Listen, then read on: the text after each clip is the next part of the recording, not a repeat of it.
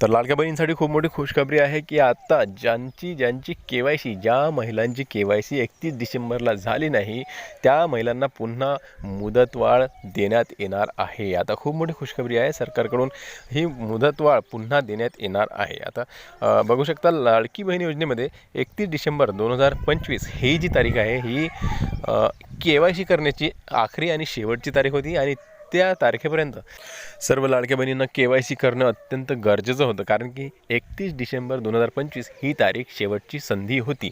तर बघा आता यामध्ये काय झालं आहे की खूप साऱ्या हजारो ज्या काही लाडक्या बहिणी आहेत यांची के.वाय.सी अजूनही बाकी राहिलेली आहे।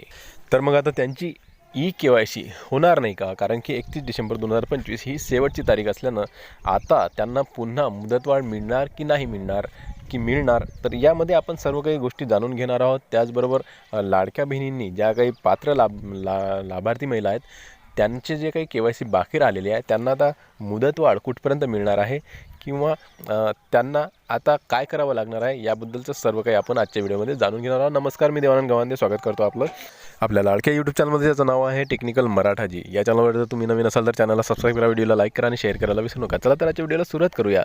तर 31 डिसेंबर 2025 ही सर्व लाडक्या बहिणींसाठी के.वाय.सी करण्याची शेवटची संधी होती, शेवटची तारीख होती आणि आता ही तारीख निघून गेलेली आहे आणि 2-3 दिवस झालेले आहेत, परंतु अजूनही खूप साऱ्या लाडक्या बहिणींचा मनस्ताप किंवा ज्यांना जो झालेला त्रास आहे तो आता दिसून येत आहे। आता यामध्ये असं झालेलं आहे की खूप साऱ्या ज्या लाडक्या बहिणी आहेत 31 डिसेंबरला त्यांनी इंटरनेट कॅफे म्हणा किंवा मग CSC केंद्र म्हणा किंवा मग सेतू केंद्र म्हणा किंवा मग आपल्या मोबाईलद्वारे खूप ते प्रयत्न केलेले आहेत त्यांनी के.वाय.सी करण्याचे। आता सरकारनं जे काही के.वाय.सी करण्यासाठी पोर्टल चालू केलेलं आहे लाडक्या बहिणींसाठीचं आणि त्यामध्ये 2 प्रकार आलेले आहेत। आता लाडक्या बहिणींना के.वाय.सी करण्यासाठी त्यामध्ये बदल करण्यात आला होता आणि त्यामध्ये जे अविवाहित आहेत त्यांच्यासाठी आणि जे विवाहित आहेत किंवा मग त्यांना पती नाही आहे किंवा मग वडील नाही आहेत तर अशांसाठी असे बदल त्या ठिकाणी करण्यात आलेले होते आणि या बदलानुसारच ही के.वाय.सी पूर्ण करता येणार होती।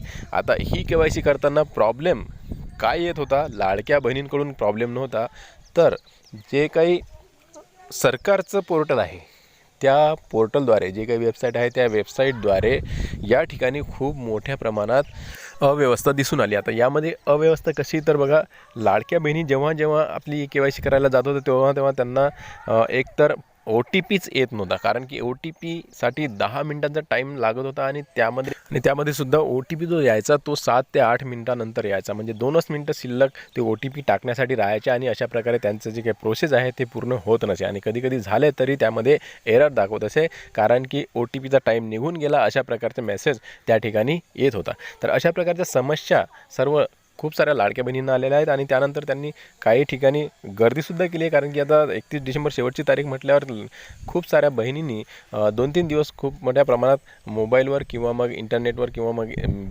कॅफेवर वगैरे अशा ठिकाणी जाऊन आपली के.वाय.सी करण्यात आली असल्याकारणानं हे जे पोर्टल आहे किंवा हे जे वेबसाईट आहे हे बिझी किंवा मग त्या ठिकाणी वेळोवेळी चालतच नव्हती। तर अशा प्रकारचे सुद्धा प्रॉब्लेम त्या ठिकाणी आलेले होते। मोबाईलवरून करताना सुद्धा खूप साऱ्या अडचणी लाडक्या बहिणींना आलेल्या आहेत। तर मग आता या ठिकाणी अशा लाडक्या बहिणी ज्या की पात्र आहेत त्या के.वाय.सी करण्याच्या राहिलेल्या आहेत, मग आता त्या या योजनेतून बाद होणार का? त्यांना आता लाडक्या बहिणी योजनेचे जे काही हप्ते आहेत पुढील किंवा मग जे काही पैसे आहे, निधी आहे, तो मिळणार नाही का? मग आता सरकार याकडे आता काय उपाययोजना या ठिकाणी करणार आहेत? काय पुन्हा यांना मुदतवाढ मिळणार आहे किंवा मग काही अलग प्रकारे त्यांना या ठिकाणी आणखीन काही व्हेरिफिकेशनसाठी कागदपत्रांची पडताळणी किंवा मग जे काही राहिलेल्या बहिणी आहेत त्यांना अंगणवाडी सेविकांकडे कागदपत्र पोहोचवण्यासाठी सांगणार आहेत?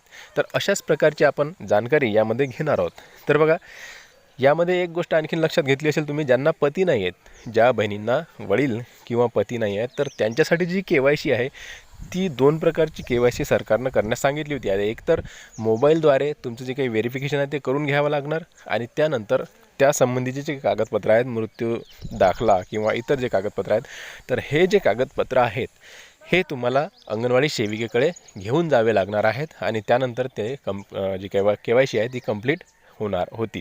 परंतु आता यामध्ये एक गोष्ट आणखी लक्षात घ्या की मला खूप सारे मेसेज आले आहेत की लाडक्या बहीण योजनेचे जे काही कागदपत्र आहेत ते अंगणवाडी सेविकाताई हे स्वीकारतच नाही आहेत, अशा ठिकाणी असे त्यांचं म्हणणं होतं. आता बघा, सरकारनं स्पष्ट आदेश दिला. या अगोदरसुद्धा मी हा व्हिडिओ बनवलेला आहे की सरकारनं जो काही अंगणवाडी सेविकाताई मदतनीस यांना आदेश दिलेला त्यामध्ये स्पष्ट सांगितलेलं आहे की लाडकी बहीण योजनेचे जे काही KYC पडताळणी आहे त्यासाठीचे जे काही कागदपत्र आहेत तर ते तुम्ही स्वीकारावे लागणार आहेत तुम्हाला, आणि ते काम तुम्हाला करावं लागणार, अशा प्रकारचा तो शासन निर्णय होता आणि तो मी आपल्या व्हिडिओच्या माध्यमातून आपल्या चॅनलवर टाकलेला आहे. तर अशामध्ये आता लाडकी बहीण योजनेचे जे काही कागदपत्र आहेत जर अंगणवाडी सेविका घेत नसतील तर मग ती KYC पूर्ण झालीच कशी, असे कशावरून होणार? कारण की सरकारनं स्पष्ट सांगितलेलं आहे की ज्यांचे पती नाहीत किंवा मग वडील नाहीत तर त्यांना KYC अशा प्रकारे करावी लागणार आहे. आणि कागदपत्र जर अंगणवाडी सेविकाताई घेणार नसतील तर मग KYC प्रक्रिया पूर्ण कशी होणार? तर असे सुद्धा खूप साऱ्या ठिकाणी प्रॉब्लेम आले आहेत. तर मग आता त्यांना वाऱ्यावर सोडणार आहे का सरकार? आणि ज्यांची KYC झालेली नाही आहे 31 डिसेंबरपर्यंत तर मग त्यांचं काय? तर आता त्यामध्ये त्यांना पुन्हा मुदतवाढ मिळणार असं मला वाटत आहे. पर्सनली मी सांगत आहे, अशा प्रकारचा कुठलाही शासन निर्णय किंवा मग सरकारनं असं काही सांगितलेलं नाही किंवा मग असं सूचनापत्र किंवा मग प्रेस लेटर किंवा अशा प्रकारचं सरकारकडून काहीही सध्या तरी आलेलं नाही आहे. आणि माझ्या म्हणण्याचा बेस हा आहे की लाडक्या बहिणी ज्या काही पात्र आहेत तरी त्यांची KYC झालेली नाही आहे तर त्यांना KYCसाठी पुन्हा सरकारला मुदतवाढ द्यावीच लागणार आहे. आणि पुन्हा दुसरी गोष्ट म्हणजे ज्या अंगणवाडी सेविकाताई मदतनीस यांनी ज्यांच्या लाडक्या बहिणींचे फॉर्म स्वीकारले नाहीत किंवा त्यांचे कागदपत्र घेतले नाहीत तर त्यांच्यासाठी सुद्धा सरकारला पुन्हा मुदतवाढ द्यावीच लागणार आहे. आणि म्हणून घाबरायचं कारण नाही आहे, सरकारला तुम्हालासुद्धा मुदतवाढ द्यावीच लागणार आहे. आणि अशा प्रकारे जे काही 31 डिसेंबरला ज्यांची KYC झालेली नाही आहे त्या महिलांनी घाबरून जाण्याचं काहीही कारण नाही आहे. सरकारला पुन्हा मुदतवाढ द्यावीच लागणार आहे आणि ते मुदतवाढ आल्यानंतर मग मात्र लवकरात लवकर आपली जी KYC आहे ती पुन्हा करून घेणे गरजेचं आहे. अन्यथा मग पुन्हा तुम्हाला जी काही मुदतवाढ आहे किंवा मग संधी आहे ते मिळणार नाही आहे. तर सर्व लाडक्या बहिणींसाठी महत्त्वाची बातमी आहे आणि ही जी बातमी आहे खूप मोठी बातमीसुद्धा होऊ शकतो, कारण की सरकारला पुन्हा मुदतवाढ द्यावीच लागणार आहे. ज्या बहिणींची KYC 31 डिसेंबरला झालेली नाही आहे कोणत्याही कारणामुळे त्यांना घाबरायचं कारण नाही आहे, कारण की सरकारकडून आता त्यांना पुन्हा मुदतवाढ देण्यासाठी एक जे काही परिपत्रक आहे ते काढून पुन्हा लाडक्या बहिणींच्या ज्या उरलेल्या लाडक्या बहिणी बाकी राहिलेल्या लाडक्या बहिणी आहेत ज्या पात्र आहेत पण KYC झालेली नाही तर त्यांनासुद्धा एक पुन्हा संधी, सरकारला शेवटची संधी द्यावी लागणार आहे. तर अशा प्रकारे सर्व लाडक्या बहिणींना घाबरून जायचं काही कारण नाही आहे. ज्यांची KYC राहिली आहे त्यांना पुन्हा मुदतवाढ मिळू शकणार असं मला तरी वाटतं. तर तुम्हाला नक्की काय वाटतं याबद्दल नक्की कमेंट्स करून सांगा. व्हिडिओ आवडल्यास लाईक करा. भेटूया पुन्हा नवीन एका व्हिडिओमध्ये. तोपर्यंत जय महाराष्ट्र.